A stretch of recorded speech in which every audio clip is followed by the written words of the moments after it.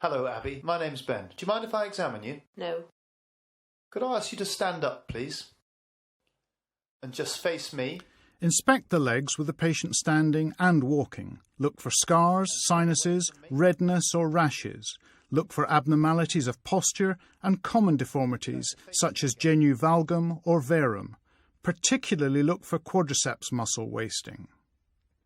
Now can you walk towards me, turn and walk back? Look for gait asymmetry and at what happens to the knee during the stance and swing phases. Could you sit back on the couch? Make sure the patient has both legs well exposed so that you can compare sides. Quadriceps wasting is almost invariable with inflammation or chronic knee pain and develops within days. It's often useful to measure the thigh circumference with a tape measure. Do this 20 centimetres above the tibial tuberosity and compare sides. Feel the warmth of the skin overlying the joint, which will be increased if there's any inflammation. For the patellar tap, empty the suprapatellar pouch by sliding your left hand down the thigh to the patella. Keep your hand there and with the fingertips of your right hand press down briskly and firmly over the patella. For the ripple test, the knee and left hand are in a similar position. Empty the suprapatellar pouch and the medial side, then stroke the lateral side looking for a bulge or ripple on the medial side. I'm now going to feel around your knee. Let me know if it's sore anywhere. Palpate for the sponginess of synovitis either side of the quadriceps tendon. Then feel round the articular margin of the tibia. If there is tenderness, localize this as accurately as possible. Also feel the articular margin of the femur and the tibial tuberosity. And the same on the other side. The joint lines are most easily felt with the knee at 90 degrees. Focal tenderness may be due to a meniscal or collateral ligament injury. Isolated tenderness of the tibial tuberosity in adolescence may be due to Osgood-Schlatter's disease. Next, we look at movements of the knee joint.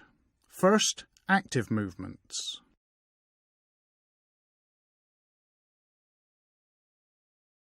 Can you bend your leg up for me, please, Abby? Here, the examiner's hand is feeling for same crepitus. On the other side. The normal range is from neutral to 140 degrees of flexion. Now could you lift it straight off the bed? When the patient performs a straight leg raise, look for extensor lag, inability to keep the knee straight. Now let me flex the leg. You would expect to find a similar range with passive movements. Full extension is when the tibia and femur are in longitudinal alignment and is described as 0 degrees. And let your legs go floppy and let me take the weight. With the patient relaxed, lift the heels to assess for any hyperextension or recurvation. Up to 10 degrees of symmetrical hyperextension is normal. And just let me take the weight of your legs. To test the collateral ligament stability, hold the ankle between your elbow and side. Use your thumbs to feel the joint line and assess the degree when the joint space opens. And just bend it up a fraction. If the knee is stable, repeat the process with the knee flexed at 30 degrees. In this position, the cruciate ligaments are not tight.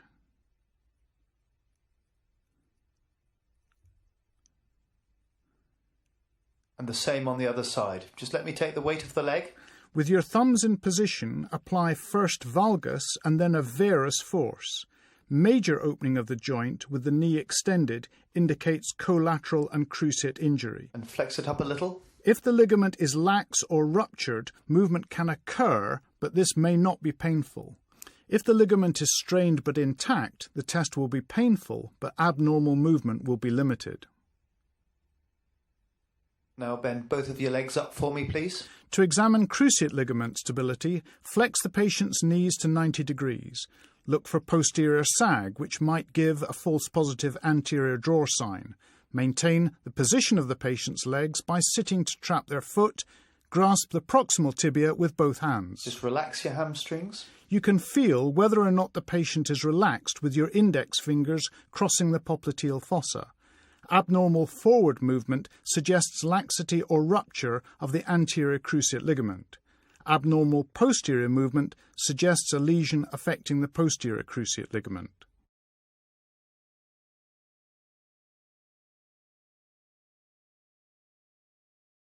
Okay, I'm now just going to bend your leg up.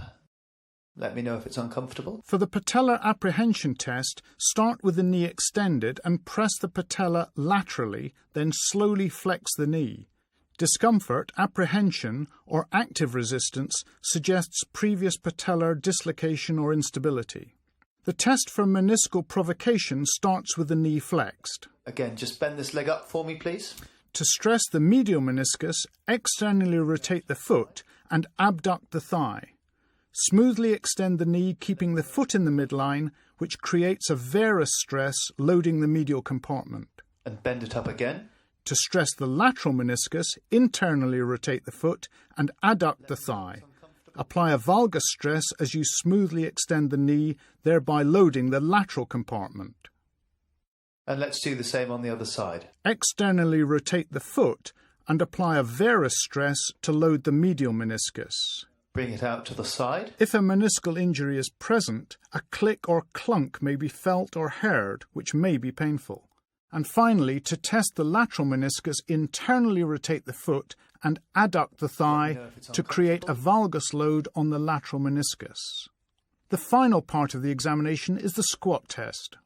Now could I ask you to stand up? Ask the patient to squat, keeping the feet and the heels flat on the ground.